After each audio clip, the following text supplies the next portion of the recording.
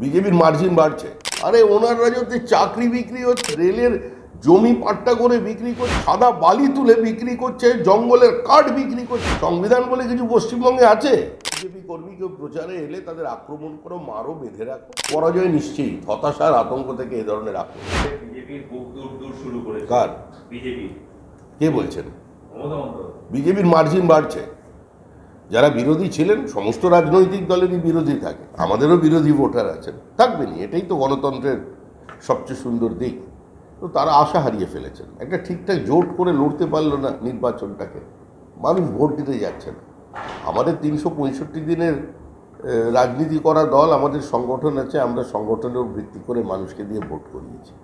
যত ভোট কমছে জানবেন আমাদের মার্জিন তত বাড়ছে। মমতা বন্দ্যোপাধ্যায় আগে বলতেন যে তেল বিক্রি করছে, তেল বিক্রি করছে, বেল বিক্রি করছে, আজকে উনি অন্য কথা বলতেন। উনি বললেন যে রাষ্ট্রায়ত্ত সম্পত্তি বিক্রি করছে না, সেই সঙ্গে মানবিকতাকে বিক্রি করেছে, সংবিধানকে বিক্রি করেছে। ওরা সংবিধানকে ছিবড়ে করে দিয়েছে, একদম সংবিধানকে তুবড়ে ছেবড়ে দিয়েছে। আরে ওনার রাজত্বে চাকরি বিক্রি হচ্ছে, ওনার পাশে কাউন্সিলররা জমির রেকর্ড খুঁজে বার করে সেগুলো বিক্রি করে দিচ্ছে, রেলের জমি পাট্টা করে বিক্রি করছে, কর্পোরেশনের জমি বিক্রি করছে, দেবোত্তর সম্পত্তি বিক্রি করছে, ওয়াকফ প্রপার্টি বিক্রি করছে, সাদা বালি তুলে বিক্রি করছে, জঙ্গলের কাঠ বিক্রি করছে। উনি কিছু চিন্তা ভাবনা করছেন না, উনি বিজেপি নিয়ে পড়েছেন।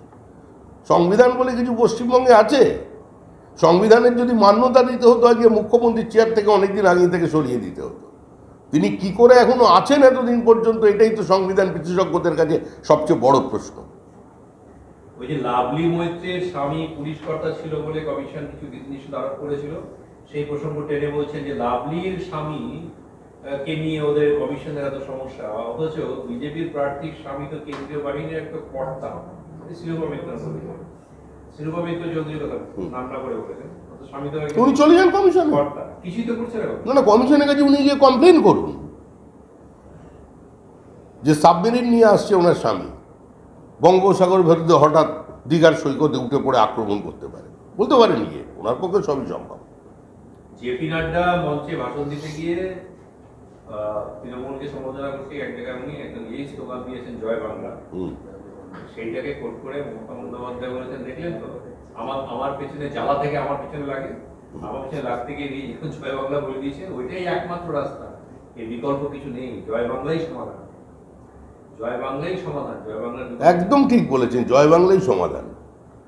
সারা ভারতবর্ষের হাল ফেরাতে গেলে 2200 কিলোমিটার যে বাংলাদেশের সঙ্গে বর্ডার আছে, এখানে একটা শক্তিশালী সরকার চাই, যারা আভ্যন্তরীণ নিরাপত্তার সঙ্গে কম্প্রোমাইজ করবে না, যারা খাগড়াগড় হতে দেবে না, যারা এখানে শাহজাহান হতে দেবে না, অস্ত্র ভান্ডার তৈরি করতে দেবে না। সেই জন্য বাংলাকে জয় করতে হবে, সেটা থেকেই উনি বলেছেন জয় বাংলা, মানে এবার বাংলাটাকে জয় করে নেব। প্রচারে বিজেপি নেতারা বা কর্মীরা যারা বিভিন্ন ইস্যু নিয়ে যাবে, তারা যদি মিথ্যে কথা বলে তাহলে তাদেরকে বেঁধে রাখা হয় যেন, এবং বেঁধে রেখে যেন আমাকে ফোন করা হয়। কাকে? অভিষেক বন্দ্যোপাধ্যায় সভা থেকে বললেন, হুমকি দিচ্ছেন, মানে আতঙ্ক তৈরি করবার জন্য। বিজেপি কর্মী কেউ প্রচারে এলে তাদের আক্রমণ করো, মারো, বেঁধে রাখো, সন্ত্রাস তৈরি। কিন্তু গণতন্ত্রের উপরে কোনো আস্থা নেই, পরাজয় নিশ্চয়ই, হতাশার আতঙ্ক থেকে এ ধরনের আক্রমণ।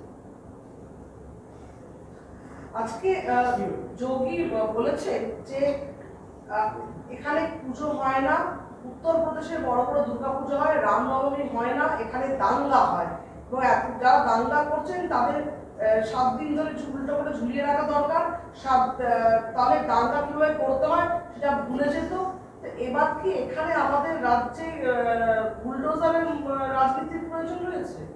আমার জানা নেই। যোগীজি উত্তরপ্রদেশের মুখ্যমন্ত্রী, চরম নৈরাজ্য, আইনের শাসনের কার্যত অবলুপ্তি, গুন্ডারাজ, আতঙ্কগ্রস্ত মানুষ, এই অবস্থার মধ্যে তিনি সেই রাজ্যের মুখ্যমন্ত্রী হয়েছিলেন। সেখানে আইন শৃঙ্খলার আজকে যে জায়গায় এসে দাঁড়িয়েছে, তার জন্য তার বিরোধীরাও তাকে বাহবা দিচ্ছে। মানুষ আজকে আতঙ্ক মুক্ত উত্তরপ্রদেশে, সে কথা বলতে গিয়ে তিনি ওটা বলেছেন। তার মন্তব্যের কোনো ব্যাখ্যা আমি করব না।